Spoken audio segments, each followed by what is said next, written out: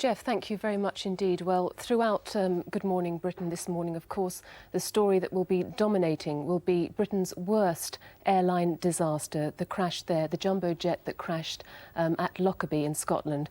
Well, joining us now in the studio to discuss the consequences of such a disaster is Rachel Rosser, who is head of psychology at University College in London. Can you tell us the effect that sort of a disaster will have on the town of Lockerbie and the people who live there?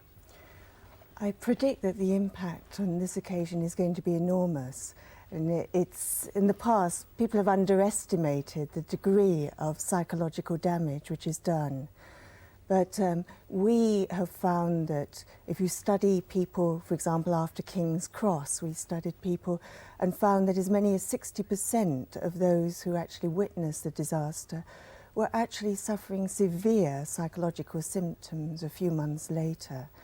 Now, in this case, the whole community has been directly exposed, both to the incident last night, to the sight of the bereaved, to the sight of the dead.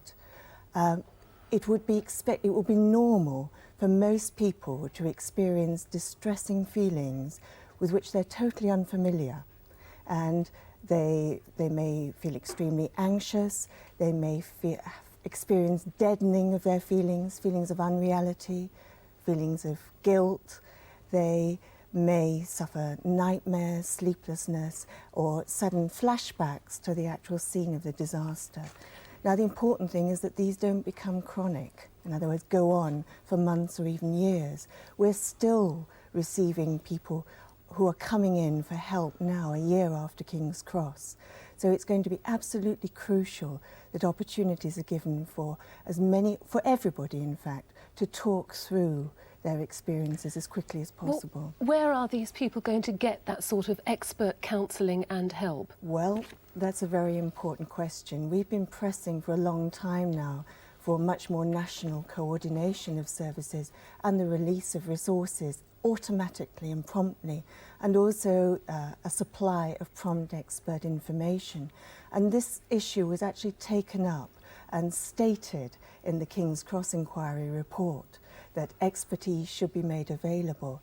What we're having to do at present, in the absence of a government policy and resources, is that we work an informal network so that those of us who have experience, have been interested in disasters, automatically get in touch with local psychiatrists and psychologists, usually the same day, and this has already occurred in this case.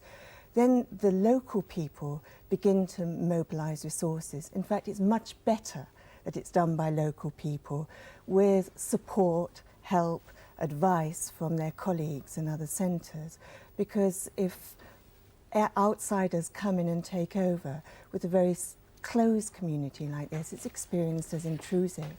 But the problem is the resources. You see, we're talking about a 2-year cycle. There will be a 2-year aftermath after this to begin to take out normal life.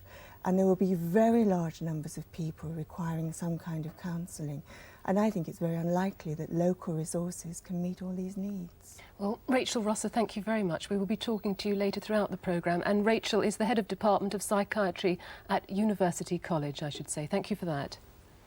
It's 7:30 and you're watching Good Morning Britain. Now, the Pan Am jumbo jet carrying 258 passengers and crew was en route to New York from Frankfurt, having stopped over at Heathrow. There are no survivors. Well, our US correspondent David Foster joins us there live now.